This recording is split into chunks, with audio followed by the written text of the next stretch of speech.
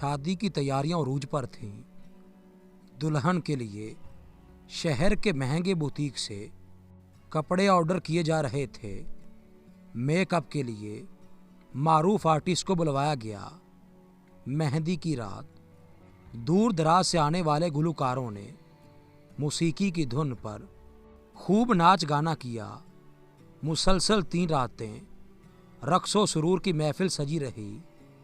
आला मेयार की शराब और प्रोफेशनल डांसर्स बुलवा कर महफिल को मज़ीद गरमाया गया। गरज शादी के मौका पर कोई एक ऐसी शैतानी ख्वाहिश न थी जो पूरी ना की गई हो। रुखसती वाले दिन बारात जब दुल्हन को लेकर जाने लगी तो अचानक मजमा से किसी ने याद करवाया, कुरान कहाँ है? दुल्हन के सर पर तो रखा नहीं।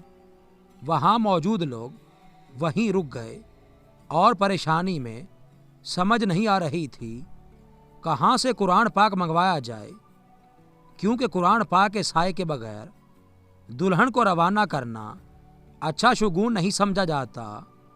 इतने में एक नौजवान को करीब की मस्जिद में भेजा गया कि जाओ मौलवी साहब से कुरान पाक ले आओ, कहो कि बारात रुकी हुई है।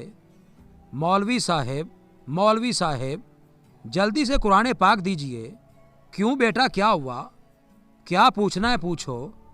नहीं मौलवी साहब, एक बारात रुकी हुई है, कुरान पाक की रस्म बाकी है, वो पूरी करनी है। जल्दी वापस दे जाऊंगा। कुरान पाक की रस्म इन्ना लिल्लाहि व इन्ना इलैहि राजिऊन। मुआफ़ करना बेटा, कुरान पाक रस्में अदा करने के लिए नहीं दिया जाता।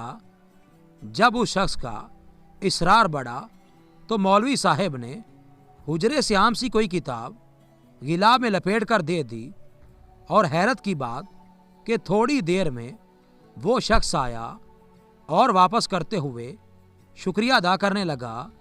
एक दफ़ा फिर मौलवी साहब के मुंह से इन्ना लिल्लाहि व इन्ना इलैहि राजिऊन निकला कि फ़कत रस्म अदा करने का इतना जनून कि खोल कर देखना भी गवारा न किया कि अंदर क्या है, और दिल ही दिल में शुक्र अदा किया कि रस्म के लिए कुरान पाक ना देकर इस पाक किताब का वकार बुलंद रखा।